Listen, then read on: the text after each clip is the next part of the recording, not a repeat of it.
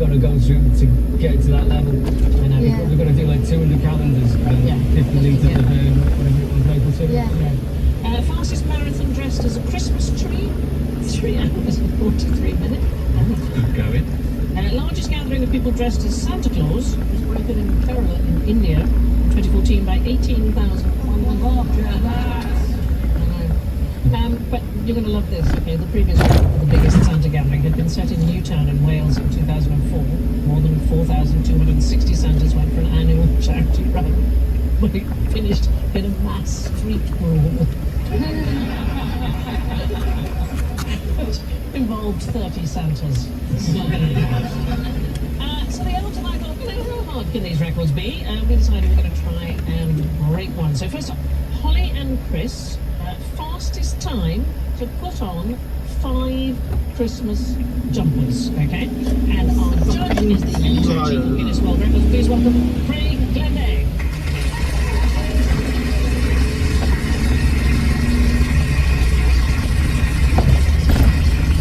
What are the rules, darling, that you need to follow?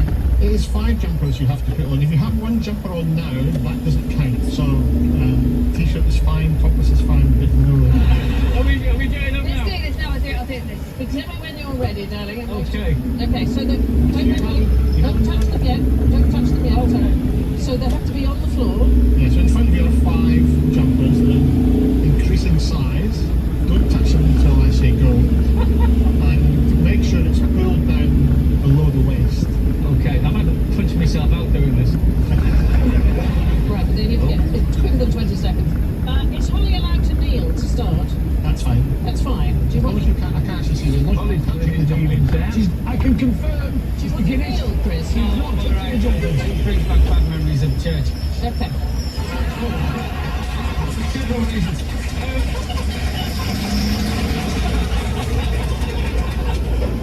Okay. Actually, the Holly, you need to just stand. Holly, get out of here. Holly, over to you, Craig, to get us going. 3, 2, 1, go.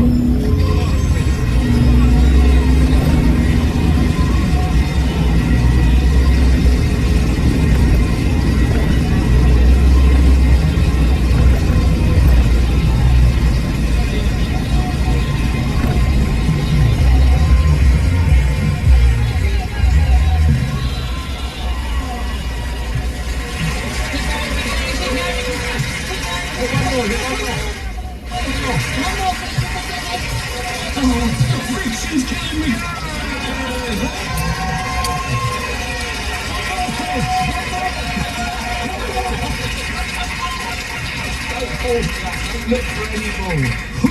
How was that, Craig? It was interesting. I think, Holly, you clocked a time of 31 seconds, but you didn't seem to be standing. I'm sure. Well, are you standing now? Or? Yes. Yeah, no, then you were shorter during the attempt, so I think I might have to disqualify. Oh. And also, where's the waistline? This is such a personal question. You think it's bad there's people watching this at home now going, that lad sat next to Sandy, he's already wearing 15 numbers. And Chris, How do I do then, Craig? you did 35 seconds. I was happy that it was a valid attempt. Yeah. But yes, the minimum, unfortunately, for this record, which is based on existing speed jumper wearing, is 20 seconds. I'm afraid it's not. Craig, can I ask a serious question now? What is the record for a blind man putting on 5 jumpers?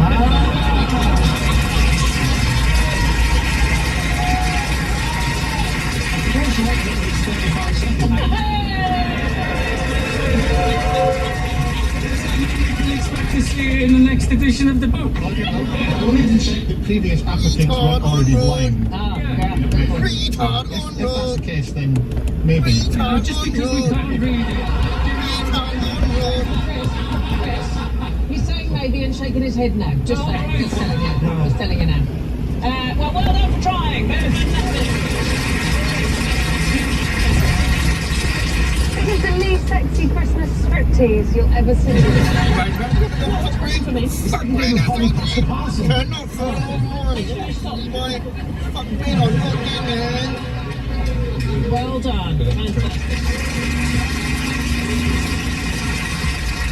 Well, I'm really sorry I didn't try and did look like such fun. What's the most unusual place a reindeer has ever slept? Is it Napland? That's very good, Danny. I give you another clue. The reindeer leaves by air but arrives by tube. What's that, the underground sort of tube? Well, we're under the water, certainly. Reindeer, an underwater reindeer? No. Yes. Yes, an underwater reindeer. Yes. Oh, Yes. Submarine? Submarine is exactly right, yes. A reindeer named Pollyanna, the only reindeer named to live on a submarine. In 1941, the Soviet Navy presented a Royal Navy submarine HMS Trident with a live reindeer as a thank you for fighting the German forces. There's one thing I know about submarine. Yeah. Is that they're quite cramped. Yeah, so this There's one thing about reindeers is they've got... Yeah. This was the They issue. probably said, look, well, can we have the money? Yeah. Yeah. No, the captain had said his wife was having trouble pushing their pram through the snow, and the Russian admiral said, "You'll need a reindeer." To push a pram? To pull the pram. So the Russian base where it was docked, the submarine, was called Pollyanna, so they named the reindeer Pollyanna, and they brought it aboard through the torpedo tube. And it spent the next 6 weeks on the submarine, and they had meant for her to sleep in the torpedo room, but she turned out to be rather fussy, and she ended up sleeping under the captain's bed. First they fed her on a barrel of moss that the Russians had left, then after that it ran out. They just gave her scraps and condensed milk, and she also ate some navigation charts, and she became enormous, and in the end she'd gained too much weight and had to be lifted out of the main hatch rather than where she came in through the torpedo tube. Fire her out the torpedo. That would have been good, wouldn't it? Yeah, no, so she got sent off to a zoo. At least there's somewhere for them all to hang their caps. The sailors. That's very good. Unfortunately, we don't have a picture of her. We do have a picture of another reindeer. This reindeer is called Olga. There she is. She arrived at Scapa Flow in December 1943 aboard the cruiser HMS Kent, also a gift from a Russian admiral. They are very unoriginal and they give good. I think the Russians were training reindeer to be spies. Yeah. Either that or when you fall asleep, it opens and Russian soldiers. Yeah. Imagine hooking your baby up to the back of a reindeer. I've been pulled many times on a sleigh by reindeer, and they're unbelievably gentle and lovely. Yeah, but not as a small baby. No, obviously I was grown up and fully in charge of what was going on. Right. Thought you were going to say fully grown. No, not at all. Wow, even you making the... I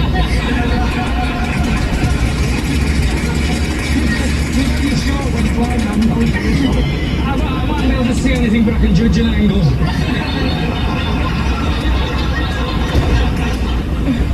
Did you know, though, that the person who created Rudolph the Red-Nosed Reindeer, Robert L. May, intended to call him Reginald? That's the thing. Yeah. We didn't know Rudolph. It was Reginald. Reginald would sound right. Rudolph would sound stupid. Yeah. Yeah. Xander. He's got a red nose. What about his task? Shut up.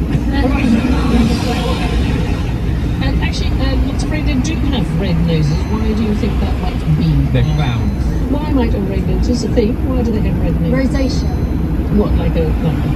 They just have bad circulation. circulation? No, in fact, they have excellent circulation. It's to do with that. Is it like It's an lure sexual of thing? No. Is it like a red light in the red light district? No. The red nose district? No,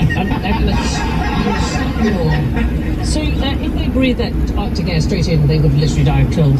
And so the noses contain a huge number of blood vessels, and in some of them, the density of blood vessels is so great it actually turns their noses red. So the cold, dry air enters, and it's warmed by these capillaries and moistened also by a thick layer of mucus. This is astonishing. They can breathe in air that is minus 40 degrees Celsius. And by the time it reaches their lungs, it is positive 38 degrees Celsius. It has gained almost 80 degrees in a single second. Wow. Isn't that incredible? That is like entering any grandparent's home.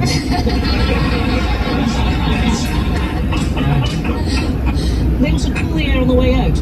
It's cooled by about 20 degrees Celsius before it exits the nose, and then they recapture all the moisture in this nasal mucus before the air is exhaled. So what it means is if a human being was to stand next to a reindeer at, say, minus 30 degrees Celsius, you would see the human being's breath, because you would see all the bits of moisture, but you would not see the reindeer's breath at all, because they're so brilliant at absorbing all the moisture back into the lungs. So if you ever see them with breath, it means they're smoking. Yeah, or vaping. Or vaping. Yeah, I'm going to go with vaping.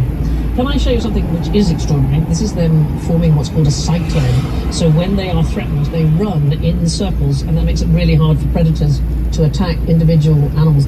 almost always they run in an anti-clockwise manner. But isn't that astonishing? Hundreds of them running around. We're looking at hundreds of reindeer running around in circles. Like a mosh pit. Yeah, exactly like that. Yeah, I think that's amazing. So why do they do that? Because it makes it really difficult for a predator to single out an animal. And another trick they have is that their knees click, so that they can send each other sound signals even in a blizzard. So if you hear your neighbour's knees moving, starting to click very quickly, that might mean there's danger about. So they send messages through My knees click. I'm just sending messages. to reindeer. What horrible incident involving Dijon befell Father Christmas in 1951? Did somebody put mustard on the mince pie? That would be bad, actually, wouldn't it? I love mustard. You like mustard? Oh, I eat mouthfuls of it. Raw. Yeah. French mustard or English mustard? French. Dijon. Yes. And whole grain. I can only eat that stuff. I can't eat the English stuff that goes up the back of your nose. Yeah. Burns my eyeballs. Yeah. Not that it matters, but...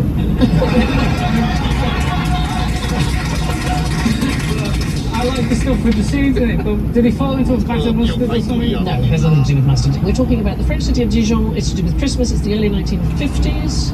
And the Catholic Church was very cross. They thought that Christmas had become too commercialised and it should be more about than presents. And so Something happened to Santa yes, something did happen in to the Santa. town. Yes, Did he get hung? Bad. yes. They hung Santa. They hung Santa. They hung him. Yes. Who hung Santa?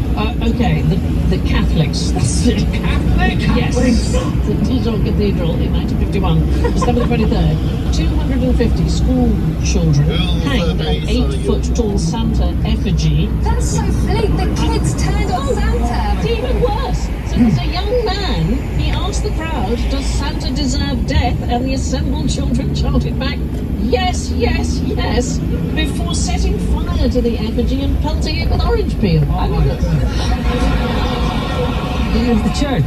the church did it, yes. So the Archbishop of Vannes, he said it demonstrated that the church was pushing back against the paganism which Santa seemed to bring with How's him. that worked out for them in Dijon? Well, the very next day there was a pro-Santa rally outside the town hall. Oh my God. Santa. Yeah. So Santa has been in trouble all over the world. He's faced challenges. 1920s in the Soviet Union, Christmas itself was banned for years. There was a sort of wave of anti-Christmas sentiment all the way through Soviet Russia. One school put on a play where fictional characters were expelled as non-Soviet elements. Cinderella was tried for betraying the working class, and Father Frost was accused of spying on people down their chimneys. And it wasn't until 1937 that Father Frost, or Dead Morris, was allowed to return, but he has to wear a blue coat so that we don't think he's the Western. Because he works at Pontins. It's rather like the Puritans under Oliver Cromwell and in parts of the United States when the forefathers arrived. They followed Oliver Cromwell's idea that you didn't have Christmas at all. It was seen as popish excess. So carol singing was seen as a political statement. People used to do secret carol singing. In fact, I think 1644, the Act of Parliament came in banning Christmas entirely until the restoration of the monarchy, which is 1660. So there's a long period of time, nearly 2 decades, where we don't have any Christmas at all in this country. People that get together and do secret carol singing. Yes.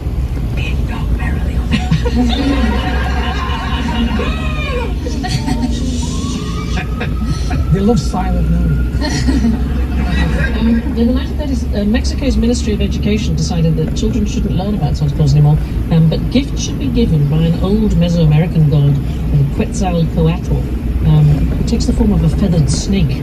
I mean, all due respect to Mesoamerican culture and everything, I'm not sure this is the one for the kids, because this guy burnt himself to death out of shame after getting drunk and having sex with his sister. I mean, it's Christmas. We've all had a drink. I know. Right, it's time for another socially distanced record attempt, specially created for us by Guinness World Records, and we are going to do the most Christmas crackers pulled by an individual in 30 seconds. Okay, the number to beat is 20. Craig is here to judge again. Alan and Justin, you're going to be taking this one on. So there's an important condition, isn't there, Craig, that we have to be able to hear the bang of each cracker, is that right? Each cracker has to crack, so we'll count them backstage to make sure each of the papers has actually gone. loaded. Yeah. Okay, so you may put your crackers out on a table in front of you. That's my boy. So I don't know what your technique's going to be. Are you going to have them losing them all over. standing? Is it one person doing One person pulling the crackers. I And do we have to do one at once? Is that right, Craig? Yeah, one cracker at a time. One cracker at a time, yeah. Do you have to read all the jokes and put all the hats on? Oh, wait a minute, because all the gifts might fly out, I'm just going to put Get to on... wear goggles, good idea. Because, honestly, a pack of playing cards... Okay, I've got my safety glasses. Come on now. Right, hand over to Craig. Okay, so start with your hands behind your back, please. Oh. Do you want to change how you've got them, darling? I'm not going to do 20 and 30 seconds, Sandy. Yes, you are. I've got every face. No, I think this is a perfect layout. Okay. Just use both